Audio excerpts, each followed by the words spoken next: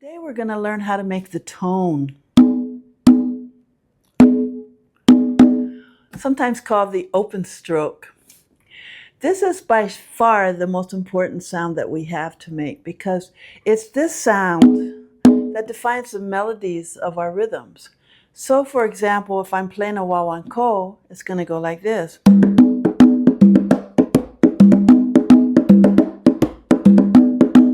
Conga.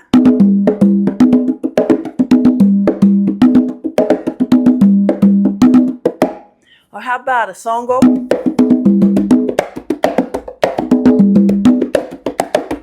Or a rumba columbia?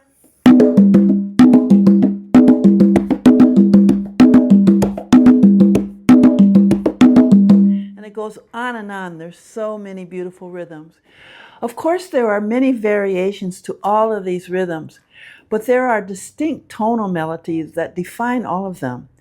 This is the beauty of the conga drum. It's beautiful melodies. So it is so important to make a really good, resonant, and beautiful tone. How are we going to do this? Okay, let's start by putting the hand over the rim of the drum. You see that? The knuckles, the rim is going to come right under these knuckles, right under this meaty part of your hand here. Right there, you see that? I like to play with my fingers together. Some people play with them slightly open, but I like to play with them closed. I think you get a better sound. So here I am. I'm going to bring the palm up with the wrist and drop it using the wrist. See that? My hand is here. The thumb is here. I'm coming up with the palm, dropping the wrist. Coming up with the palm, dropping and coming up.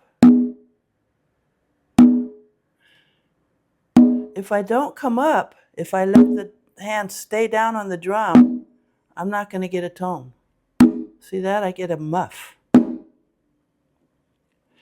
This is actually the part of the hand where we're making the sound, in this area here. See that?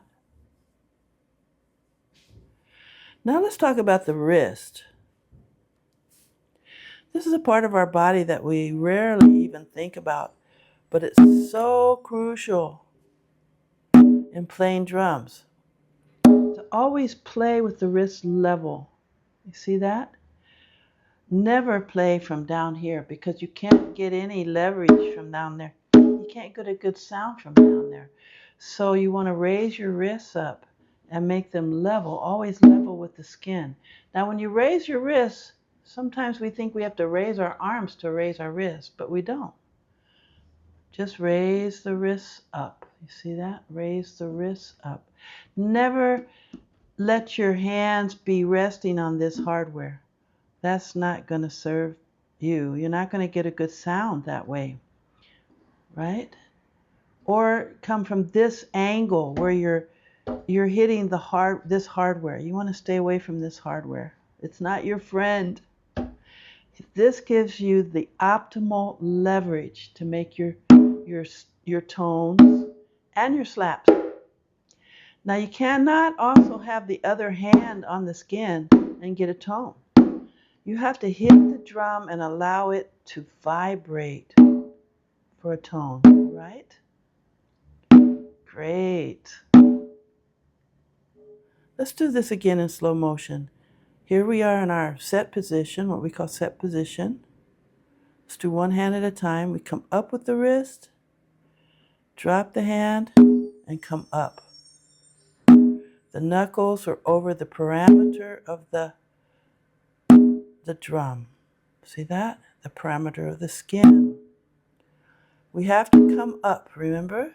You gotta hit it and pull the sound out of the skin.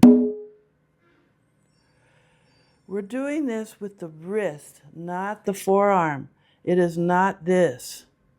We're not playing that or this even. Right? So the forearm there's some motion to the forearm, but really not that much.